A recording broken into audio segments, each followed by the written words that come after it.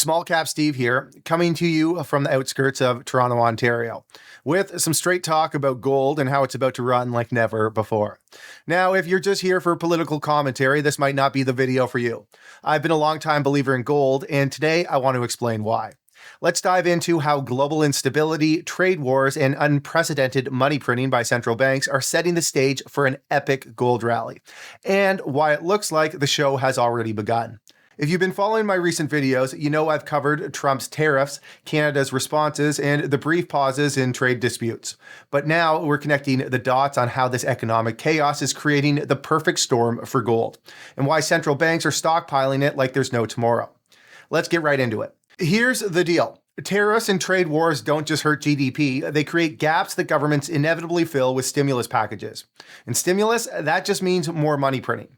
But here's the catch. While money is being printed at record levels, we're also seeing a global shift away from the US dollar. Countries are actively seeking alternatives, and gold, the metal that has backed currencies for thousands of years, is once again emerging as the ultimate safe haven. Why? It's simple. Gold is the third largest currency in the world by reserve value. It's the asset nations turn to when they want to avoid being tied to any single country's economic fate. And with central banks around the globe buying gold at record rates, it's clear that gold is regaining its role as the backbone of the global monetary system. This brings me to the recent developments in the gold vaults, which tells a fascinating story. In London, vaults are facing serious shortages as traders move massive quantities of gold to New York, specifically the COMEX vaults. Since November, nearly 393 metric tons have been relocated, boosting New York's inventory by almost 75% to a record 926 tons. This isn't a minor shuffle. It's a major reallocation of gold on a global scale. But first, why are we seeing such significant movement of gold in the first place? It's not just about supply and demand, it's about trust. As global uncertainty rises, nations and investors are rethinking where they store their wealth. With central banks diversifying away from the US dollar and seeking stability, physical gold has become a top priority. The relocation of gold reflects a broader strategy to secure assets closer to home or in jurisdictions perceived as safer. For instance, countries may prefer holding gold domestically rather than relying on foreign storage, especially amid strained international relations or fears of sanctions. Meanwhile, central bank buying continues unabated. Poland, Hungary, India, and Turkey are leading the charge, with many speculating that China may be more aggressive and potentially hold a larger position than anyone realizes. Now, let's not forget the tariffs. As we've discussed in previous videos, President Trump recently imposed new tariffs on three of the US's largest trading partners, Canada, Mexico, and China. These tariffs, 25% on Canadian and Mexican goods, 10% on Chinese imports, and a reduced 10% on Canadian energy products, aren't just political theater. They're designed to address issues like illegal immigration, drug trafficking, and trade imbalances. But here's the thing. These decisions, when implemented at scale, create massive holes in economic output. Slower GDP growth isn't just a US issue, it's global. Estimates suggest that US GDP growth could drop by 1 to 3 percentage points, while countries like Canada and Mexico could see declines of up to 6%. And who pays the price? The consumer. Prices on everything from fruit to electronics to timber are set to climb. When GDP takes a hit, governments always respond with stimulus packages, which means more money printing and more fuel for the gold rally. But here's the kicker. While the US pumps out dollars, many countries are seeking alternatives. They're no longer comfortable tying their reserves to a currency that's increasingly decoupling from the global economy.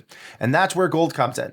Central banks have been on a buying spree. In November of 2024 alone, they purchased a net 53 tons of gold. By Q4 of 2024, that number jumped to 333 tons, a 53.5% increase compared to that same period in 2023. In fact, central banks have bought over 1,000 tons of gold for 3 consecutive years. This isn't speculative. It's a calculated hedge against economic uncertainty and a decoupled global financial system. With central banks like Turkey, India, and Poland leading the charge, it's clear that gold is once again the go-to asset for safeguarding wealth. Beyond tariffs and vault movements, there's a larger shift happening. Traditional alliances are changing, and the balance of power is in flux. When major economies are embroiled in trade wars and talk of conflict intensifies, investors and even nations turn to safe haven assets. Gold has always been that safe haven asset. From ancient civilizations to modern central banks, gold remains a constant in times of uncertainty.